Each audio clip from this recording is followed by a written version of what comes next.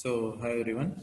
So in our last presentation session, we covered entrepreneurship development model. There were three major models: psychological model, sociological model, and integrated model. Then we saw the entrepreneurship development cycle. It had three major activities: stimulating activities, supporting activities, and sustaining activities.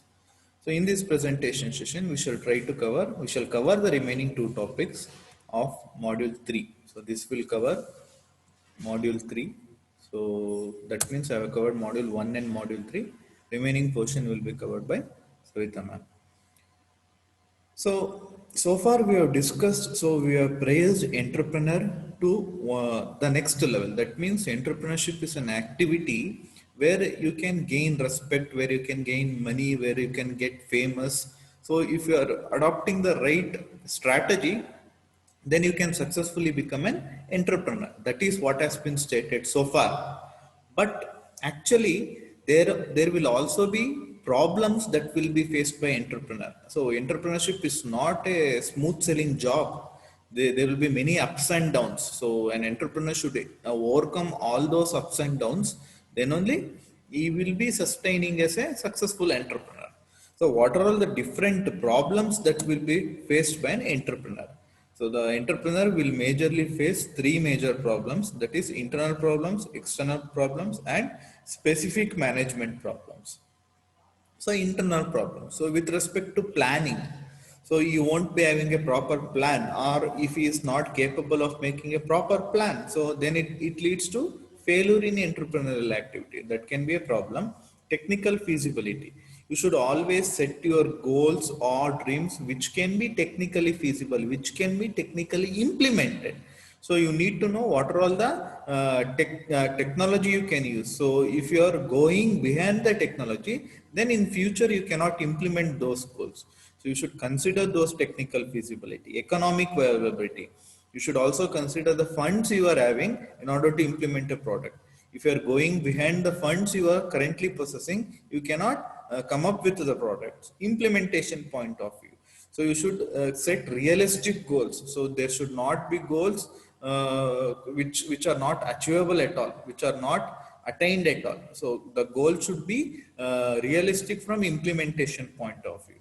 So it should be achievable from production point of view. That means, so in from production point of view, we also they uh, you should look into the raw materials you are having. You should look into the machineries you are having. Based on that, you need to decide whether you can implement that particular goal you have set.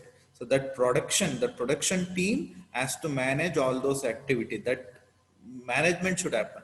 So if you want to correctly manage the production activity, the labors needs to be managed. They needs to be given some incentives again and again. They needs to be given some promotions. They needs to be given some bonus.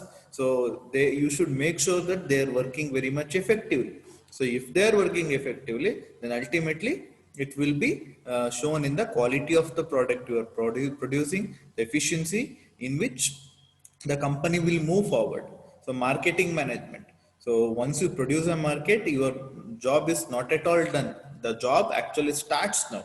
You need to properly market the product you have just developed. So that management team, the team which look after that marketing, they should be properly trained. They need to take proper decisions. So with respect to financial things, there should be proper management of the funds you are having. You should not excessively use all your funds, or you should not scarcely use your funds. There should be a correct balance between the fund allocation, fund management, administrative management. That means so once all these activities have been taken care, from administration point of view also, there should be proper administration management in all aspects. That means it can be in top level management, middle level management, lower level management. The administration needs to be managed properly. You need to have proper guidelines given. You need to have proper rules set. So then only the management will happen effectively. So some of the external problems that will be faced by entrepreneurs are infrastructural problems.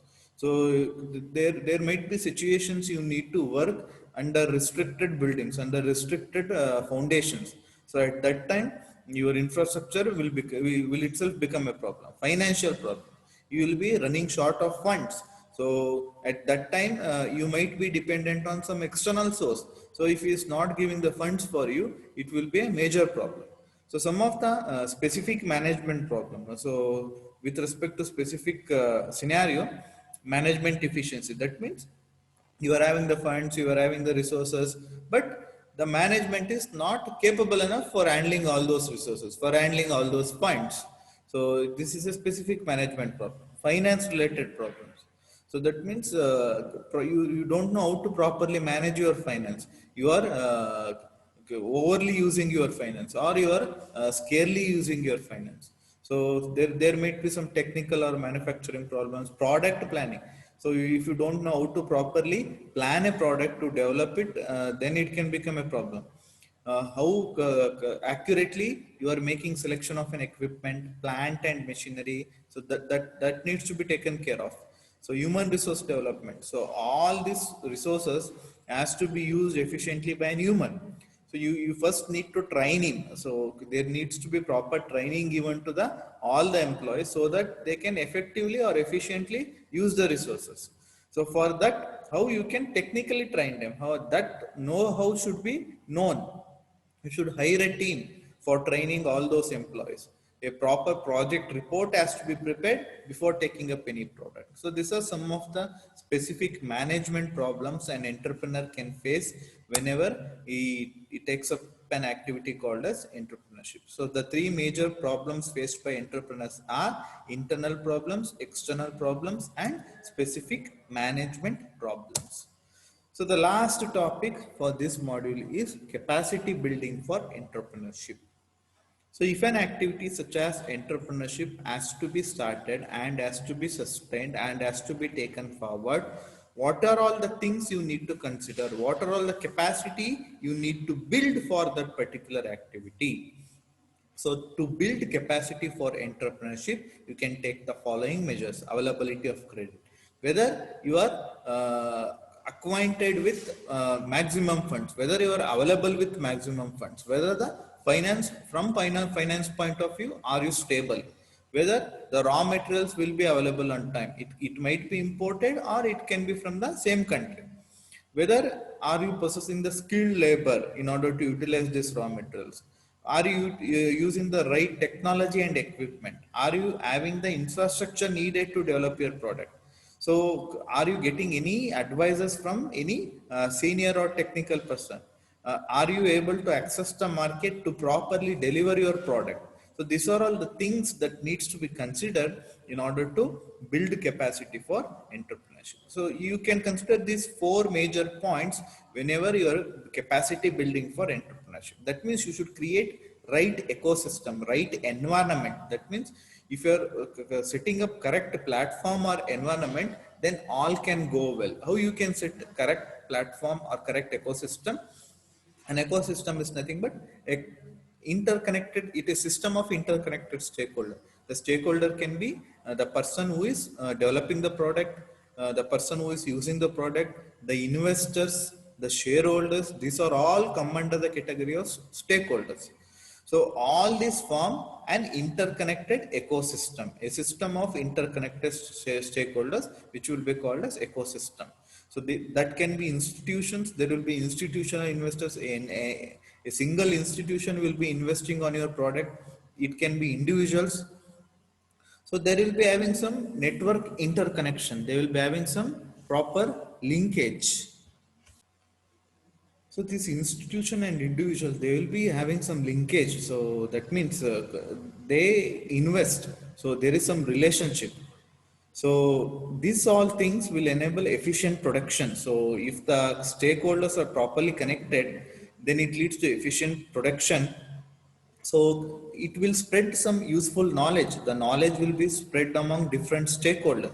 So if all the stakeholders are properly acquainted with the knowledge or properly filled with the necessary knowledge, there won't be any confusion.